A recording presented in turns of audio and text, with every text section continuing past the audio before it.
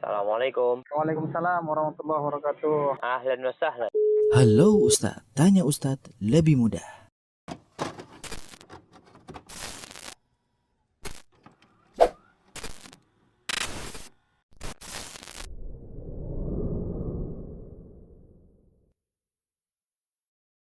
Ramadan adalah bulan yang penuh dengan keberkahan. Kita bisa lihat keberkahan dari bulan Ramadan ini dari dua sisi.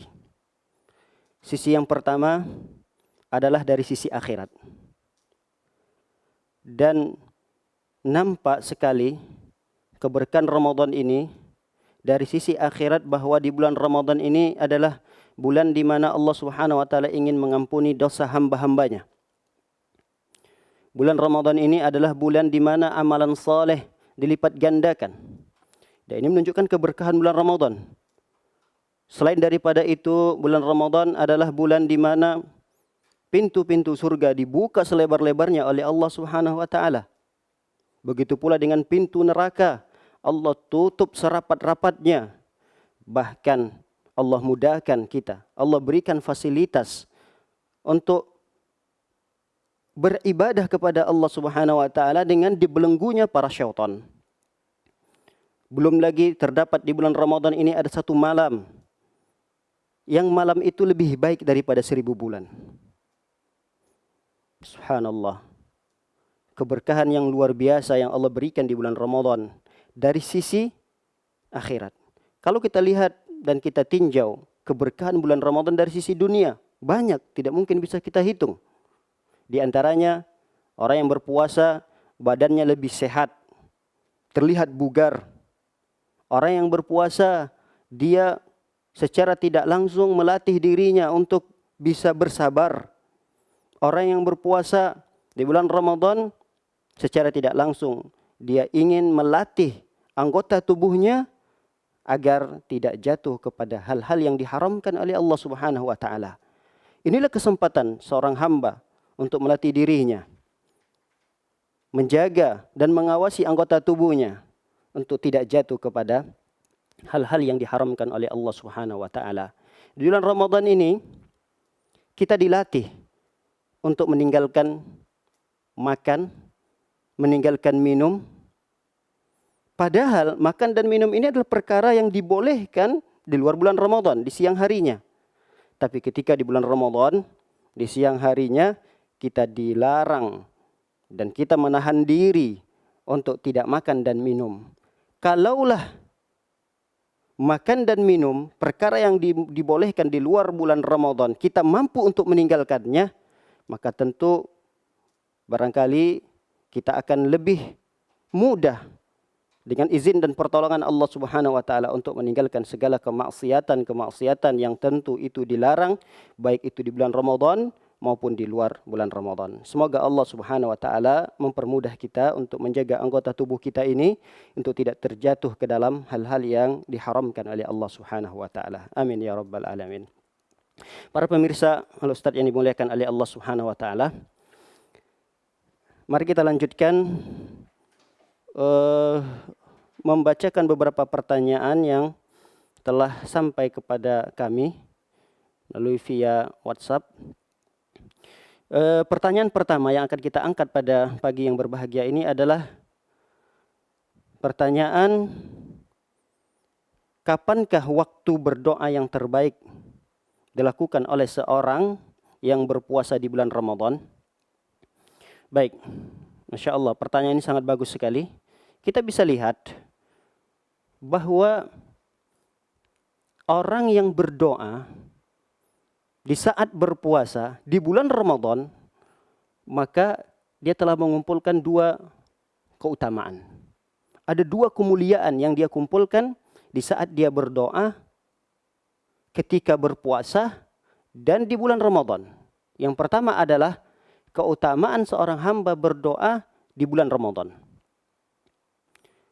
Oleh karenanya Allah Subhanahu wa taala menggandengkan ayat doa dengan ayat siyam, berpuasa. Kita lihat firman Allah Subhanahu wa taala surah Al-Baqarah, ya ayyuhalladzina amanu kutiba alaikumus shiyam Lalu kemudian ayat yang kedua, syahrul ramadhan alladzi unzila fihi al-Qur'an. Langsung dilanjutkan oleh Allah ayat yang ketiga, wa idza sa'alaka ibadi anni fa inni qarib. Wahai Muhammad, apabila hamba-hambaku bertanya kepadamu tentang aku, katakanlah bahwa Allah Subhanahu wa taala dekat. Allah dekat. Ujibud da'watad da'i iza da'ad. Aku akan menjawab, memberikan, mengabulkan, mengistijabahkan doa hamba-hambaku apabila mereka berdoa. Ini keutamaan yang pertama. Artinya memang di bulan Ramadan ini, kapan saja seorang hamba berdoa kepada Allah Subhanahu wa taala, maka Allah akan kabulkan doa tersebut. Kapan saja. Selama 24 jam. Kalau dikalikan 30 hari berarti sekitar 720 jam. 720 jam ini adalah waktu terbaik di mana seorang hamba berdoa kepada Allah Subhanahu wa taala. Begitu juga dia mengumpulkan keutamaan yang kedua di saat berdoa sedang berpuasa. Rasulullah SAW mengatakan, salasu da'awat mustajabah. Ada 3 doa yang Allah Subhanahu wa taala akan kabulkan. Yang pertama adalah da'watus shaim. Yang kedua adalah da'watul mazlum. Yang ketiga adalah da'watul musafir. Yang pertama, doa yang dikabulkan oleh Allah adalah doa orang yang berpuasa. Kita tahu bulan Ramadan adalah bulan puasa. Bulan di mana kita diwajibkan untuk berpuasa di siang harinya. Maka ketika seseorang berdoa, di saat dia berpuasa, dikalikan 30 hari, jadi kalau satu hari itu dia berpuasa 12 jam, 12 jam kali 30 berarti sekitar 360 jam. Itulah waktu-waktu terbaik bagi orang yang berpuasa untuk berdoa kepada Allah Subhanahu wa taala. Namun kalau kita ingin merinci kembali waktu-waktu yang terbaik dari keumuman waktu yang disebutkan oleh para ulama, dari kemuliaan waktu Ramadan, kemudian kemuliaan waktu orang yang berpuasa. Maka kalau kita ingin rincikan, kata para ulama ada 3 waktu yang terbaik. Yang pertama adalah setelah sholat subuh. Setelah sholat subuh sampai terbitnya matahari. Ini adalah waktu-waktu yang terbaik bagi orang yang berdoa ketika berpuasa di bulan Ramadan. Kenapa? Karena ada hadis khusus dari Rasulullah SAW. Salam mengatakan man shallal ghada fi jama'atin thumma jalasa yadhkurullaha. Siapa orang yang salat berjamaah, salat subuh berjamaah, kemudian dia duduk seraya berzikir kepada Allah Subhanahu wa taala. Termasuk zikir di sini adalah zikir pagi, baca Al-Qur'an, berdoa kepada Allah Subhanahu wa taala. Kemudian dia shalla raka'ataini sampai matahari terbit, hatta tatlu'asy syams, sampai matahari terbit. Kemudian dia salat 2 rakaat, maka dia akan mendapatkan pahala seperti haji dan umrah. Nah, hadis ini kata para ulama menunjukkan antara setelah selesai salat subuh dengan terbitnya matahari itu adalah waktu yang terbaik bagi seorang hamba untuk berdoa kepada Allah Subhanahu wa taala. Terutama doa-doa yang diajarkan oleh Rasulullah SAW dibaca di saat pagi hari. Yang diistilahkan oleh para ulama adalah zikir pagi. Kemudian waktu yang kedua yang terbaik bagi seorang hamba berdoa ketika berpuasa di bulan Ramadan ini adalah setelah sholat asar sampai terbenamnya matahari.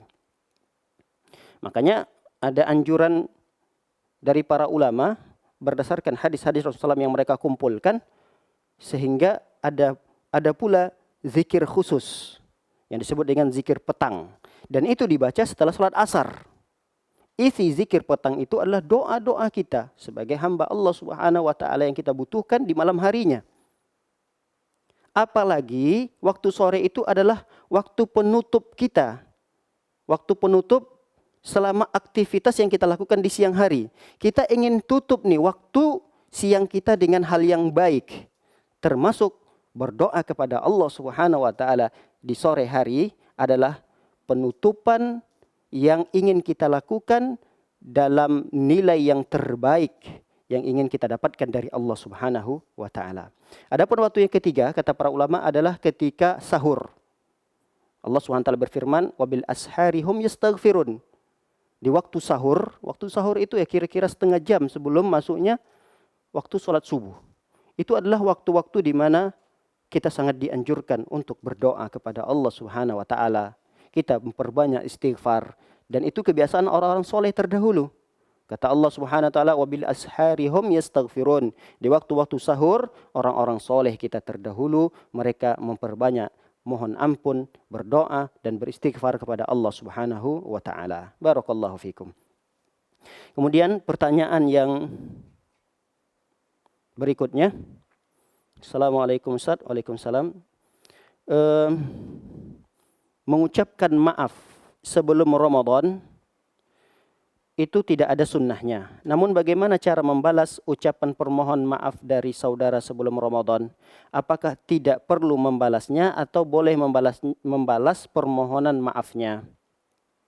Baik, ini terkait brokres yang atau tulisan-tulisan yang kita dapatkan terkadang dari teman-teman kita, yaitu mereka menyampaikan seperti sepucuk surat melalui via WhatsApp atau apakah itu, yang isi daripada pesan tersebut permohonan maaf sebelum masuknya bulan Ramadan.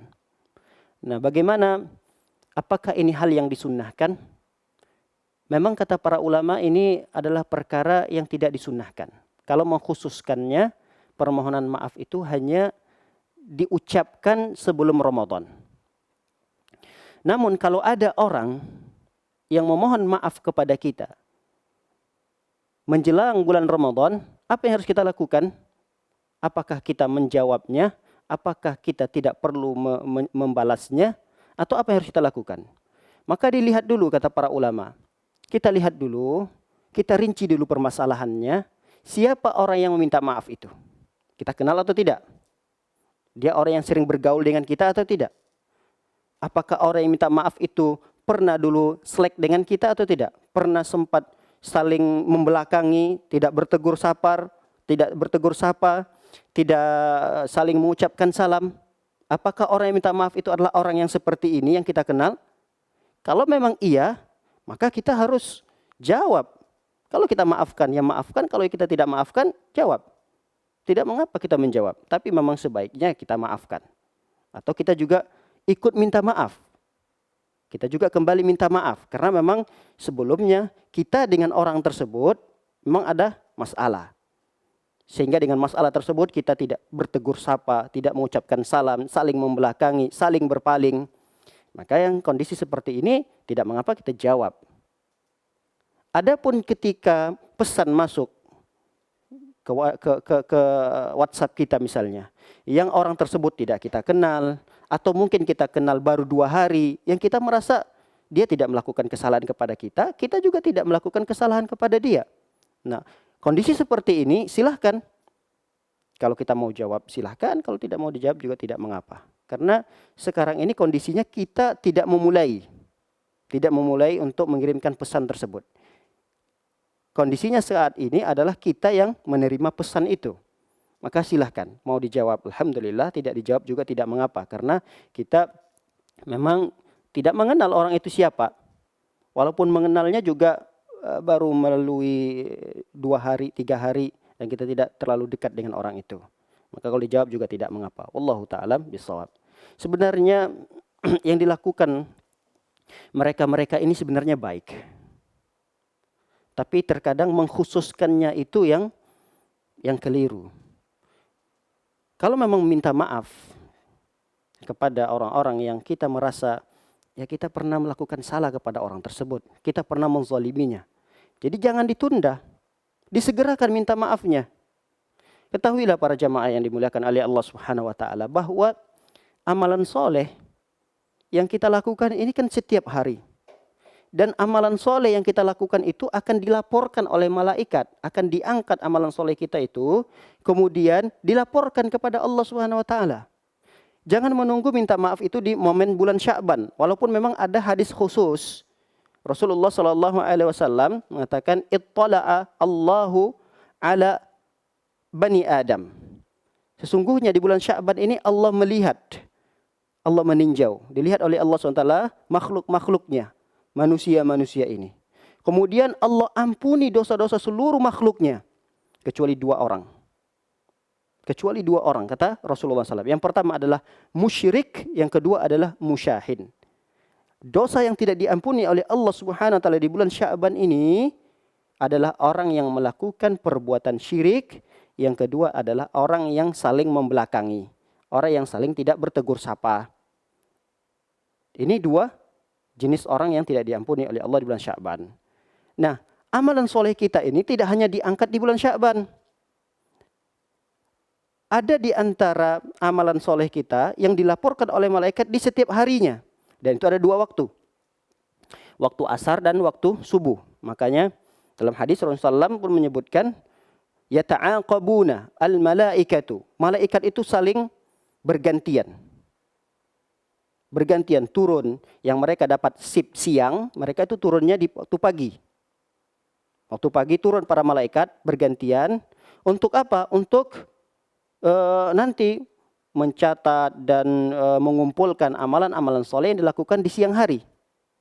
Lalu di waktu asar, yang tadi mereka malaikat yang shift siang ini naik ke atas melaporkan amalan soleh yang dilakukan oleh hamba tersebut. Allah bertanya, hambaku yang engkau tinggalkan di waktu asar, apa yang dia lakukan? Malaikat akan melaporkan, ya Allah, aku tinggalkan hambamu di waktu asar tersebut sedang dia dalam kondisi melakukan sholat. Maka penutupan dari laporan kita, amalan kita oleh para malaikat kepada Allah SWT, laporan yang terbaik. Berarti dalam sehari juga malaikat akan melaporkan 2 kali. Bahkan dalam hadis yang lain Rasulullah mengatakan para malaikat juga akan melaporkan amalan soleh kita, akan diangkat oleh para malaikat amalan soleh kita dalam seminggu 2 kali. Di hari Senin dan di hari Kamis. Makanya ketika Rasulullah SAW ditanya, kenapa Rasulullah SAW kok membiasakan diri untuk berpuasa di hari Senin dan Kamis? Karena memang di hari Senin dan Kamis itu hari di mana amalan soleh seseorang atau amalan perbuatan yang dilakukan secara umum, dilakukan oleh manusia akan dilaporkan di hari-hari tersebut, hari Senin dan Kamis.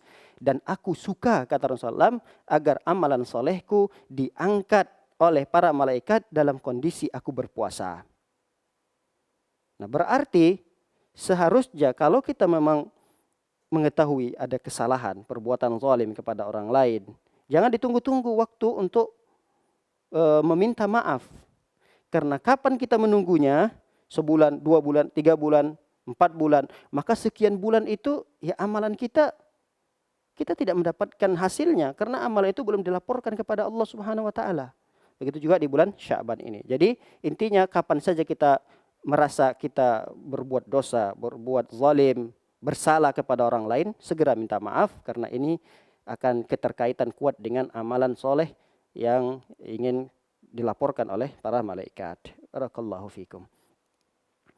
Baik, pertanyaan yang berikutnya adalah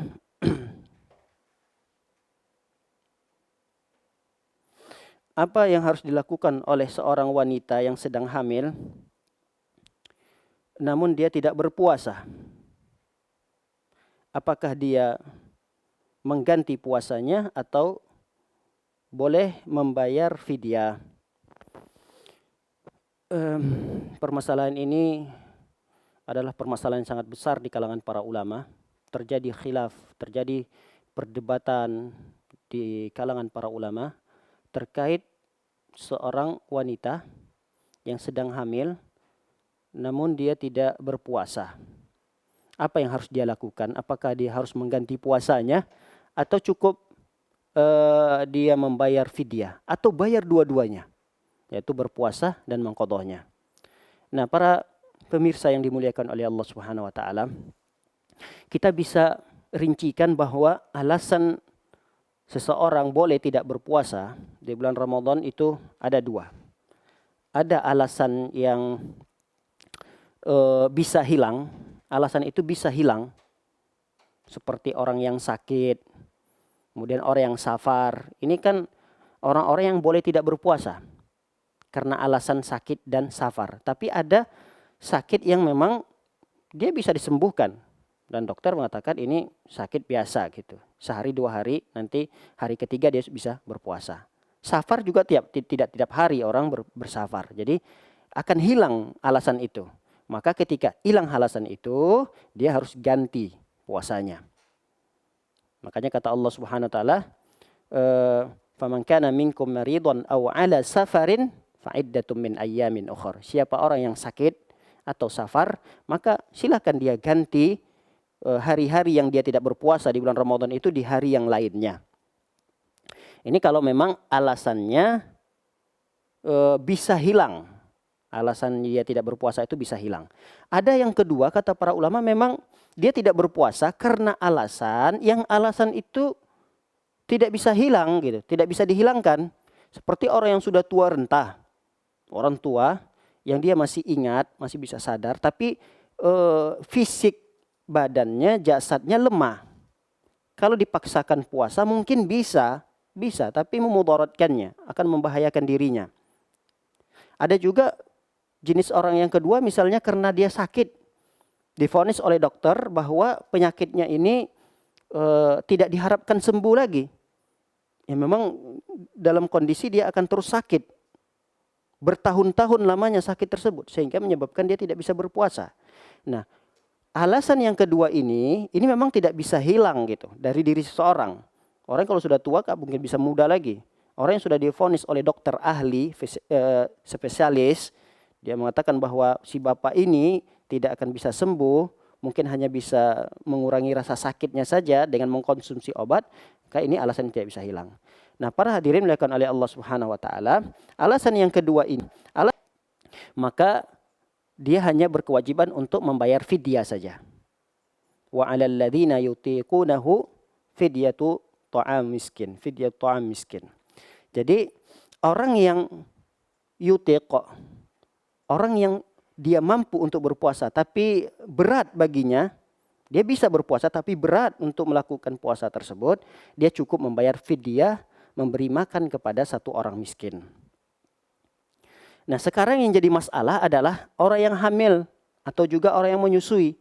Orang yang hamil dan menyusui ini masuk dari golongan yang mana di antara dua golongan ini? Apakah golongan yang pertama atau golongan yang kedua? Ini yang diperselisihkan oleh para ulama. Kalau golongan yang pertama berarti alasan itu akan bisa hilang. Nah, pertanyaannya, apakah orang yang hamil atau menyusui alasan ini akan bisa hilang? Ada di antara para ulama mengatakan bisa. Nggak mungkin tiap tahun ada seorang perempuan yang terus melahirkan.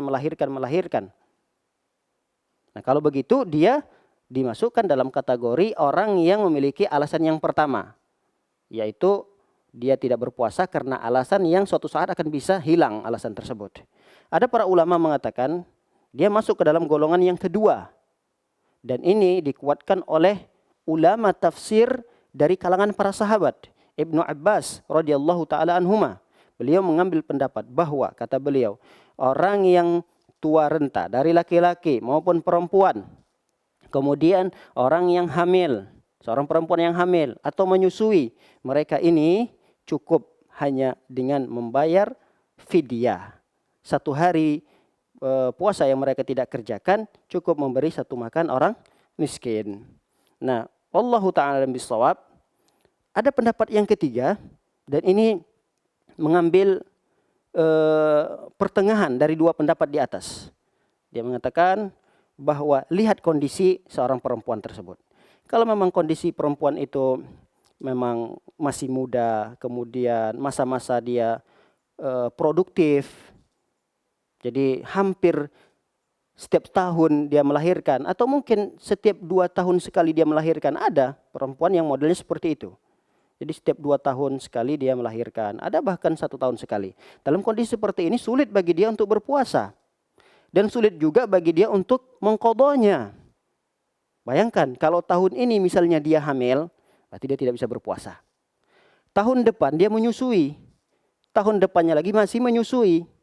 2 tahun menyusui. Kemudian tahun ketiga dia hamil lagi. Tahun kelima, tahun keempat hamil lagi, tahun kelima menyusui lagi, dan seterusnya, hamil lagi, menyusui lagi, hamil lagi, menyusui lagi. Bayangkan kalau dia 10 tahun, kalikan 30 300 hari dia harus bayar. Berat bagi seorang perempuan untuk membayar dan mengqadha.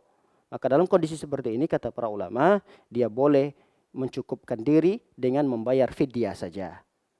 Dia berikan kepada orang miskin makan senilai hari yang dia tinggalkan tidak berpuasa di bulan Ramadan tersebut.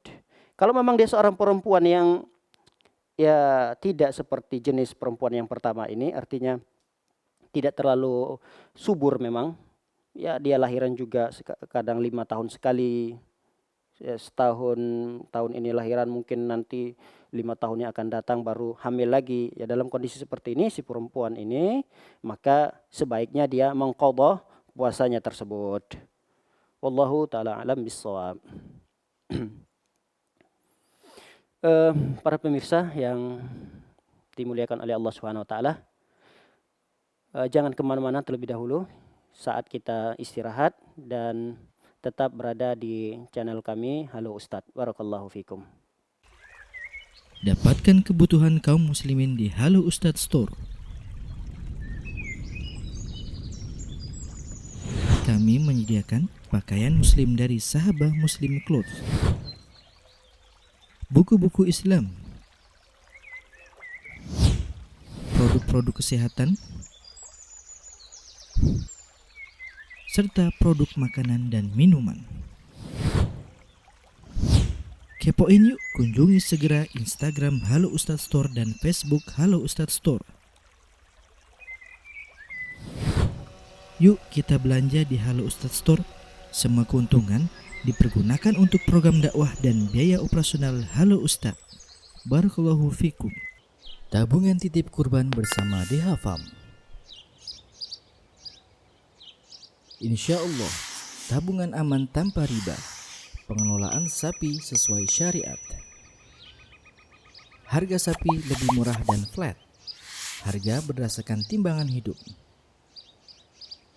Dengan menyetorkan uang sebesar Rp100.000, Anda telah bisa membuka tabungan titip kurban.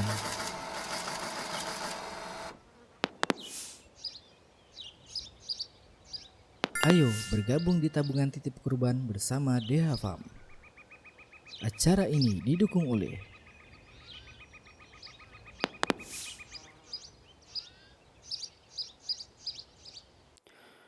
Alhamdulillah, wassalatu wassalamu ala rasulillah wa ba'du. Melanjutkan kembali program tanya jawab seputar Ramadan. Pertanyaan berikutnya yang kita angkat pada pagi yang berbahagia ini adalah terkait donor darah. Pertanyaan tersebut adalah, apakah donor darah trombosit eferesis bisa membatalkan puasa? Karena dalam prosesnya yang kurang lebih sejam, proses pengambilan darah trombosit eferesis tersebut menggunakan cairan anti beku darah, di mana cairan tersebut ikut masuk ke dalam tubuh pendonor. Baik, para pemirsa yang dimuliakan oleh Allah Subhanahu wa taala, donor darah, dan ini donor darah yang berbeda ya dengan donor darah yang biasa dan umumnya dilakukan oleh manusia. Ini adalah donor darah trombosit eferesis. Sebenarnya sih sama-sama intinya mengeluarkan darah dari tubuh. Hanya perbedaannya dengan donor darah biasa atau konvensional, semua unsur darahnya dikeluarkan. Tapi kalau donor darah trombosit ini, dia hanya mengambil unsur trombosit yang terkandung dalam darah itu saja. Kemudian darah yang tidak dibutuhkan, unsur-unsur yang tidak dibutuhkan nanti dimasukkan kembali dalam diri si pendonor itu. Nah, tapi ada sisi kesamaannya. Kesamaannya adalah sama-sama mengeluarkan darah dari tubuh. Nah, para pemirsa yang dimuliakan oleh Allah Subhanahu wa taala, permasalahan donor darah ini adalah permasalahan kontemporer dalam fikih puasa. Karena kita tidak akan dapati dalam fikih-fikih klasik para ulama membahas tentang donor darah ini. Namun, ada sisi kesamaan dengan perkara yang sering terjadi di kalangan orang-orang atau ulama-ulama soleh kita terdahulu. Bahkan di zaman Rasulullah SAW, yaitu al-hijamah, berbekam. Ada sisi kesamaannya antara berbekam dengan donor darah, yaitu sama-sama mengeluarkan darah dari tubuh. Nah, para ulama yang hidup di zaman kontemporer ini, mereka menganalogikan antara bekam dengan donor darah. Nah, kita akan mengetahui hukum donor darah saat berpuasa ketika kita harus mengetahui terlebih dahulu bagaimana pandangan Islam terhadap berbekam di saat berpuasa. Maka terjadi khilaf para ulama. Terjadi perselisihan para ulama terkait hukum berbekam bagi orang yang berpuasa. Pendapat yang pertama mengatakan puasanya batal. Berdasarkan sabda Rasulullah SAW, aftaru al-mahjum wal hajim. Aftaru al-hajim wal mahjum. Batal puasa orang yang membekam dan orang yang dibekam. Dan hadis ini sahih kata para ulama. Nah, ini pendapat yang pertama. Artinya orang yang berbekam tanpa melihat apakah yang dibekam itu akan berefek pada badannya lemas atau tidak, maka ketika dia berbekam di saat berpuasa, batal puasanya. Ada pendapat yang kedua mengatakan tidak membatalkan puasa orang-orang yang dibekam. Berdasarkan hadis Rasulullah SAW, pernah diceritakan oleh para sahabat ketika itu, ihtajama an-nabi SAW wa huwa shaim. Nabi pernah kok berbekam di saat tatkala beliau sedang berpuasa. Bahkan dalam riwayat yang lain diceritakan, para sahabat ditanya ketika itu para sahabat, diantaranya adalah Ibnu Abbas, beliau ditanya, "Antum takrahuna al-hijama lis-shaim?" Apakah kalian tidak menyukai berbekam untuk orang yang sedang berpuasa? Kata para sahabat ketika itu menjawab, tidak, kami tidak membencinya. Silakan yang mau berbekam silakan. Illa min ajlid du'af. Du'af, kecuali kalau memang karena berbekam itu menyebabkan orang yang dibekam menjadi lemas. Karena memang berbekam itu di zaman dahulu modelnya disayat. Jadi darahnya sangat banyak yang keluar. Kalau sebab pengeluaran darah dari tubuh seorang itu menyebabkan dia lemas, tidak mampu lagi untuk melanjutkan puasanya, ya berarti dia harus berbuka. Sehingga kalau kita lihat konteks pendapat ulama yang kedua ini tidak mengapa, tapi selama dia bisa memastikan bahwa tubuhnya tetap akan selalu sehat dan bugar selama proses perbekaman itu. Nah, para pemirsa yang dimuliakan oleh Allah SWT, dari dua pendapat ini, pendapat yang terkuat adalah bahwa orang yang berbekam tidaklah batal puasanya. Karena dalam riwayat yang lain juga diceritakan oleh para ulama dari kalangan para sahabat, mereka mengatakan rakhasan Nabi SAW al-hijama lis-shaim. Rasulullah memberikan keringanan, rukhsah kepada orang yang berpuasa untuk berbekam. Jadi ada keringanan. Artinya memang hukum asalnya berbekam itu tidak dianjurkan bagi orang yang berpuasa. Namun turunlah keringanan dari Rasulullah SAW. Dengan keringanan ini berarti boleh sah-sah saja orang yang berpuasa untuk berbekam. Tidak mengapa. Nah, begitu juga keadaannya dengan orang yang mendonor darah.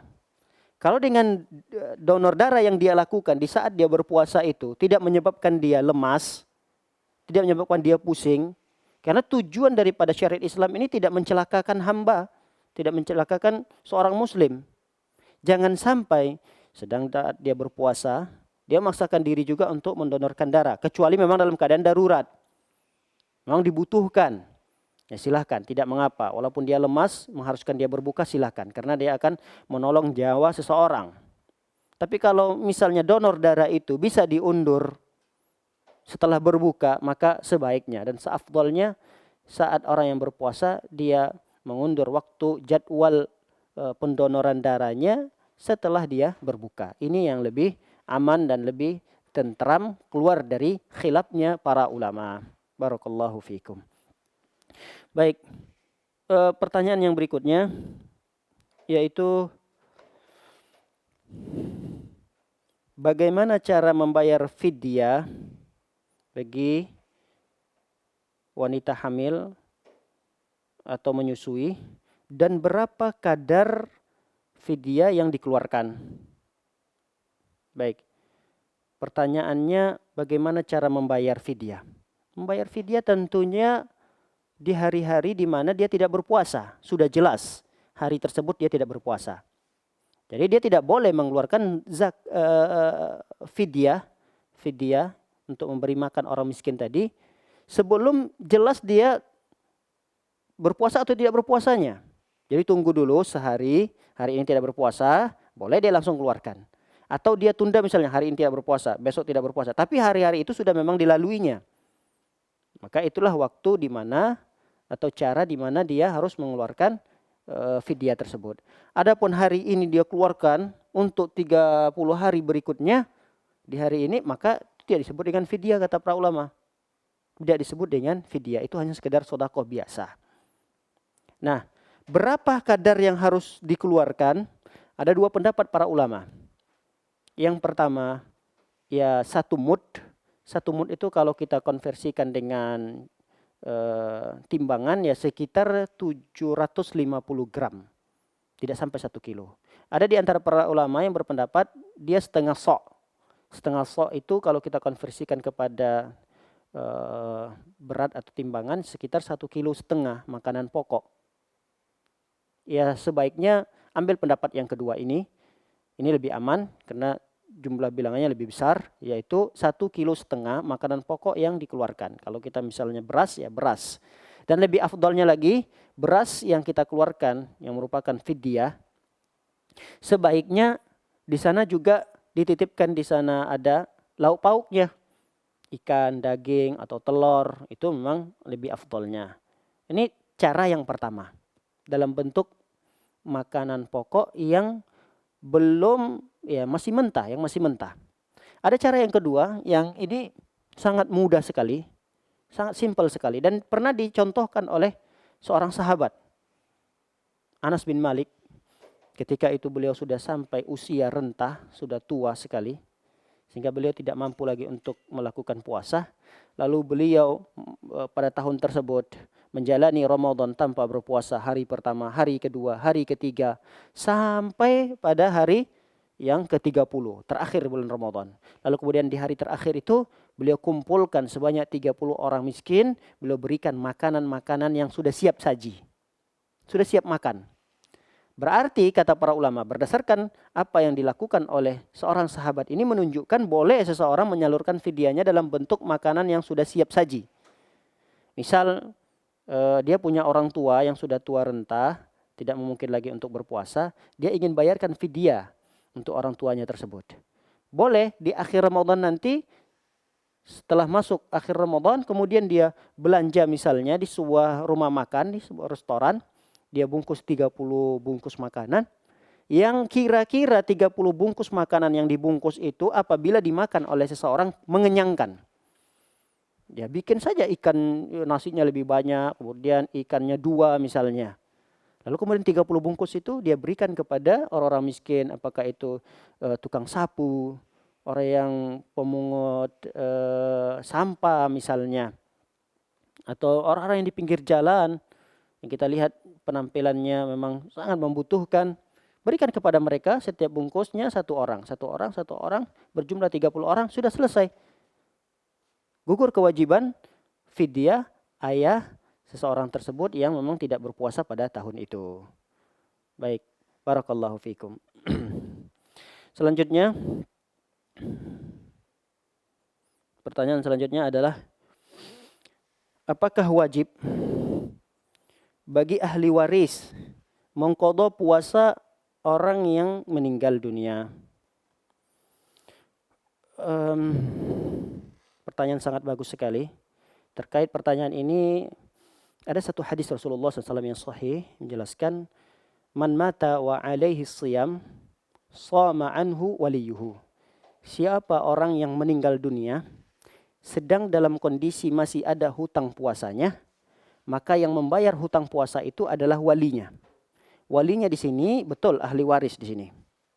Jadi ahli waris yang mewariskan harta orang yang meninggal tadi, apakah itu istrinya, apakah itu anaknya, apakah itu orang tuanya.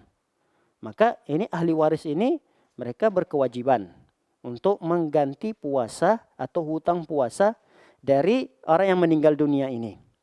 Nah, tapi perlu kita rinci. Dia meninggalkan puasa ini seperti apa dulu bentuknya? Yang pertama, ada orang yang meninggal dunia karena memang dia sakit yang sudah menahun. Artinya memang sakitnya itu tidak bisa disembuhkan lagi. Maka kalau kondisi seperti ini dia meninggalkan puasa, dia tidak perlu, ahli waris tidak perlu mengganti dan membayar hutang puasanya. Cukup ahli waris hanya membayar fidyah saja, mengeluarkan fidyah. Kenapa? Karena alasan yang meninggal dunia tadi tidak berpuasa karena memang sakit menahun. Artinya sakit yang tidak mungkin disembuhkan lagi. Jadi kalau seperti ini tidak perlu ahli waris untuk membayarkan hutang puasanya. Ada kondisi yang kedua. Kondisi yang kedua misalnya seseorang meninggal. Nah, meninggalnya itu di bulan Ramadan memang. Jadi Ramadan pertama tidak berpuasa sampai Ramadan yang ke-7 tidak berpuasa. Ramadan ke-8 dia meninggal dunia. Meninggal dunia. Nah, kondisi yang seperti ini kata para ulama juga tidak wajib untuk digantikan puasa yang dia tinggalkan dari Ramadan pertama sampai ke-7 tadi. Kenapa? Karena memang dia belum menemukan hari-hari untuk mengganti puasa itu. Karena dia meninggalnya masih di bulan Ramadan. Nah, ada keadaan yang ketiga. Keadaan yang ketiga ini memang dia meninggal dunia. Di mana dia sebenarnya sudah diberikan waktu oleh Allah Subhanahu wa taala untuk mengganti puasa Ramadan yang dia tinggalkan. Anggaplah misalnya dia meninggalkan puasanya 5 hari di bulan Ramadan itu. 5 hari. Masuk di bulan Syawal. Dia masih sehat di bulan Syawal tersebut. Masih berkumpul dengan keluarganya. Setelah Syawal, masuk Zulqa'dah. Terjadilah peristiwa. Yang peristiwa itu menyebabkan seorang ini meninggal dunia. Berarti dia sudah diberikan kesempatan oleh Allah SWT. Izin hidup di dunia. Dan waktu kehidupannya itu sebenarnya dia sudah mampu untuk dan bisa melakukan penggantian kan puasa yang dia tinggalkan selama 5 hari itu. Tapi mungkin dia masih tunda karena memang waktu pengqadaan kan sangat panjang, ada 11 bulan lamanya. Dia tunda tidak ada masalah. Nah, dalam kondisi seperti inilah kata para ulama yang ahli waris itu berkewajiban untuk membayarnya. Nah, ahli waris dalam kondisi seperti inilah yang kata para ulama wajib bagi ahli waris untuk menggantinya. Jadi 5 hari yang tadi ditinggalkan meninggal dunia lalu dia belum mengqadha 5 hari puasa Ramadannya, maka 5 hari ini dipuasakan oleh ahli warisnya. Boleh dibagi-bagi, boleh. Jadi 1 hari untuk anak pertama, 1 hari, 2 hari yang kedua untuk anak yang kedua, hari ketiga dipuasakan oleh istrinya, boleh, tidak masalah kata para ulama. Yang penting yang berpuasa di situ adalah ahli warisnya. Baik. Adapun orang yang meninggal dunia karena memang meninggalkan puasa itu menyepelekan kewajibannya, artinya karena malas-malasan, ini juga tidak wajib untuk dibayarkan puasanya. Wallahu ta'ala alam bissawab. Pertanyaan berikutnya yaitu tata cara. Ya, izin bertanya bagaimana tata cara sholat tarawih dan witir dengan 2 rakaat? Apakah 2 rakaat tarawih sebanyak 5 kali baru 1 rakaat witir? Baik. Ini penanya menanyakan tentang tata cara sholat tarawih. Sholat tarawih yang beliau katakan yang umumnya dikerjakan 2 rakaat, 2 rakaat, 2 rakaat. Apakah sholat tarawihnya itu 5 kali, sebanyak 5 kali, kemudian 1 rakaatnya itu adalah witirnya. Baik, kita lihat penjelasan Aisyah radhiyallahu taala anha, bagaimana Rasulullah sallallahu alaihi wasallam melakukan salat tarawih ini. Kata Aisyah, Rasulullah shalla arba'an, Rasulullah salat 4 rakaat. La tas'al an husnihinna wa tulihinna. Jangan tanyakan bagaimana tata cara yang sangat bagus dalam pengerjaan sholat yang dilakukan oleh Rasulullah. Dan jangan tanyakan pula seberapa lama panjangnya durasi yang dilakukan oleh Rasulullah SAW terhadap sholat tersebut. Kemudian summa shalla arba'an. Kemudian salam sholat lagi 4 rakaat. Summa shalla salasan. Kemudian Rasulullah sholat 3 rakaat. Berarti Rasulullah sholat 4 rakaat, 4 rakaat, kemudian 3 rakaat. Nah, ini jangan diterjemahkan, jangan ditafsirkan bahwa 4 rakaat 1 salam, 4 rakaat 1 salam. Tidak. Tapi cara menerjemahkan hadis Aisyah radhiyallahu taala anha ini adalah dengan hadis yang lain. Kata Rasulullah, salatul lail masna masna. Salat malam itu dikerjakan 2 rakaat, 2 rakaat. Salat malam itu dikerjakan 2 rakaat, 2 rakaat. Berarti kata para ulama, hadis Aisyah ini Rasulullah SAW mengerjakan salat malam 4 rakaat, kemudian 4 rakaat, kemudian 3 rakaat. Maksudnya adalah Rasulullah SAW mengerjakan salat itu 2 rakaat, langsung SAW berdiri lagi. Tidak ada durasi istirahat di sana. Melanjutkan rakaat ketiga dan keempat, kemudian salam. Rasulullah SAW beristirahat. Karena tarawih ini kan memang akar kata dari roha. Roha itu artinya ya istirahat. Salat tarawih ini ya salat yang kita nyantai, panjang yang durasi salat yang dilakukan. Kemudian ya kita beristirahat. Jadi 4 rakaat yang dilakukan Rasulullah salam itu maksudnya adalah Rasulullah di 4 rakaat itu beliau istirahat di sana. Nah, begitu tata cara pengerjaan sholat tarawihnya Rasulullah SAW. Jadi 2 rakaat, kemudian istirahat. Lalu kemudian dilanjutkan lagi 2 rakaat, rakaat kelima dan keenam, langsung berdiri lagi mengerjakan rakaat ke-7 dan ke-8. Lalu kemudian istirahat lagi di sana. Setelah istirahat, baru dikerjakan sholat witirnya 3 rakaat. Berarti sholat witirnya 3 rakaat. Jadi bukan 1 rakaat sebagaimana yang ditanyakan oleh penanya ini, bukan 1 rakaat tapi 3 rakaat. Nah, bagaimana pelaksanaan sholat witir yang 3 rakaat ini? Dijelaskan oleh para ulama ada 2 versi yang dilakukan oleh Rasulullah SAW dalam pengerjaan sholat witir 3 rakaat. Boleh dengan 2 salam, jadi 3 rakaat ini boleh dikerjakan dengan 2 salam dan boleh juga dengan 1 salam. Dengan 2 salam ya umumnya yang kita ketahui 2 rakaat salam, assalamualaikum warahmatullah, assalamualaikum warahmatullah, langsung bangun. Jadi tidak ada durasi lagi di sana, tidak ada istirahat di sana. Assalamualaikum warahmatullah, assalamualaikum warahmatullah, langsung berdiri untuk melanjutkan dan menyempurnakan sisa 1 rakaat lagi. Ini cara yang pertama yang pernah dilakukan oleh Rasulullah SAW. Ada cara yang kedua yang juga dilakukan oleh Rasulullah dengan pelaksanaan 3 rakaat itu dengan 1 salam. Hanya saja pelaksanaan yang kedua ini ada poin penting yang perlu kita garis bawahi, yaitu la tushbihul maghrib. Artinya Rasulullah melarang jangan serupakan sholat witir 3 rakaat dengan 1 salam ini sama seperti pelaksanaan sholat maghrib. Itu yang perlu garis bawahi. Jadi jangan sampai ada keserupaan. Kalau sholat maghrib misalnya 2 tahiyatnya, maka kata para ulama sholat witir dengan 1 salam hanya 1 kali tahiyatnya. Jadi itulah tahiyat akhir di rakaat ketiga.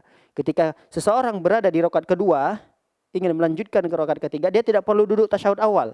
Dia langsung berdiri menyempurnakan rakaat ketiga, kemudian dia tahiyat akhir, langsung kemudian salam. Nah, ini 2 versi yang dibolehkan kata para ulama. Silahkan yang mana kita kerjakan atau kita bervariasi, tidak masalah. Malam ini kita kerjakan 3 rakaat 1 salam, besok 3 rakaat 2 salam, tidak ada masalah karena ini adalah khilaf tanawwu, yakni perbedaan yang diajarkan oleh Rasulullah SAW, tapi boleh untuk bervariasi kita melakukannya.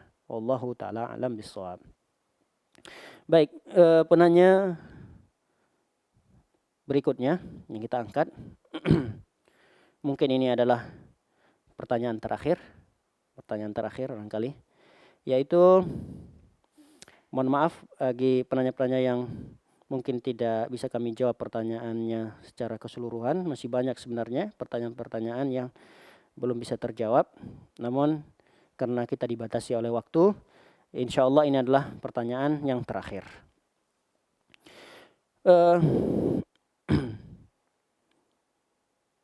apakah batal puasa seseorang yang makan dan minum karena lupa? Baik, ini pertanyaan yang mungkin sering ya kita dengarkan dan mungkin pemirsa sudah tahu jawabannya. Tapi tidak mengapa untuk mengulang kaji kembali bahwa teringat sebuah hadis Rasulullah SAW mengatakan, man nasiya wa huwa shaim fa akala aw syariba falyutimma saumahu. Siapa orang, kata Rasulullah SAW, yang dia lupa, padahal dia berpuasa, tapi lupa, lalu dia makan, dia minum, apa kata Rasulullah? Falyutimma saumahu. Udah, lanjutkan puasanya. Lanjutkan. Artinya sempurnakan sisa-sisa waktu sampai nanti berbuka. Jadi jangan dibatalkan puasanya. Kenapa? Karena itu merupakan rizki dari Allah Subhanahu wa taala. Kata Rasulullah, fa innama at'amahu Allah wa saqah. Karena apa yang dia lakukan tadi, makan dan minum karena lupa di saat berpuasa, itu artinya Allah sedang memberikan rizki kepadanya. Yang memberi makan dan memberi minum dia saat itu adalah Allah. Subhanallah, yang memberi makan minum saat itu adalah Allah. Oleh karenanya, berdasarkan hadis ini kata para ulama bahwa tidak berdosa orang yang makan dan minum, dia tidak berdosa karena lupa tentunya. Kenapa tidak berdosa? Karena dia tidak bermaksud melakukannya, bukan sengaja. Kecuali orang yang pura-pura lupa. Dia makan, minum, padahal dia ingat dia berpuasa. Nah, ini berdosa dan wajib baginya untuk mengqadha di hari yang lain puasa yang dia batalkan pada hari tersebut. Kalau benar-benar serius dia lupa, dia minum, lalu setelah dia minum baru teringat, oh iya, astagfirullah saya berpuasa. Tidak mengapa, dia lanjutkan saja puasanya. Karena Rasulullah mengatakan, falyutimma saumahu, lanjutkan puasanya. Jangan dihentikan. Dan orang yang makan dan minum di saat lupa, kata para ulama, dia juga tidak batal puasanya. Tidak batal puasanya. Karena yang dia lakukan itu memang suatu hal di luar dari tindak tanduknya, di luar dari kesadarannya. Memang karena lupa, maka tidak perlu dia membatalkan puasanya. Begitu juga potongan daripada hadis Rasulullah yang terakhir ini menunjukkan bahwa itu merupakan rizki kok dari Allah Subhanahu wa taala. Allah yang memberi dia makan, Allah yang memberikan dia minum. Maka dia harusnya bersyukur kepada Allah Subhanahu wa taala. Di saat itu puasanya tetap sah, tapi dia bisa makan, dia bisa minum. Karena memang Allah Subhanahu wa taala yang memberikan dia rizki pada saat dia berpuasa dan dilupakan oleh Allah Subhanahu wa taala. Barakallahu fikum. Inilah yang kita jawab dari pertanyaan para pemirsa. Silahkan para pemirsa untuk mengirimkan pertanyaan-pertanyaannya melalui nomor yang telah di-share ke medsos kami. Insyaallah pertanyaan itu mudah-mudahan bisa akan kita jawab pada pertemuan yang berikutnya jika diberikan umur yang panjang dan kesehatan oleh Allah Subhanahu wa taala.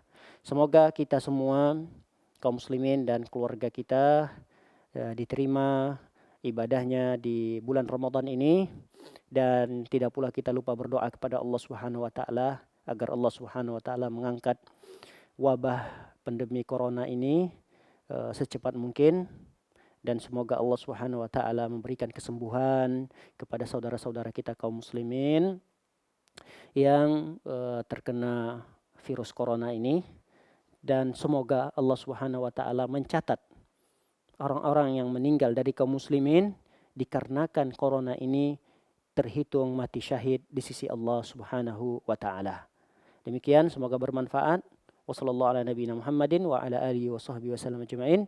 Subhanakallahumma bihamdika asyhadu an la ilaha illa anta astaghfiruka wa atubu ilaik. Assalamualaikum warahmatullahi wabarakatuh.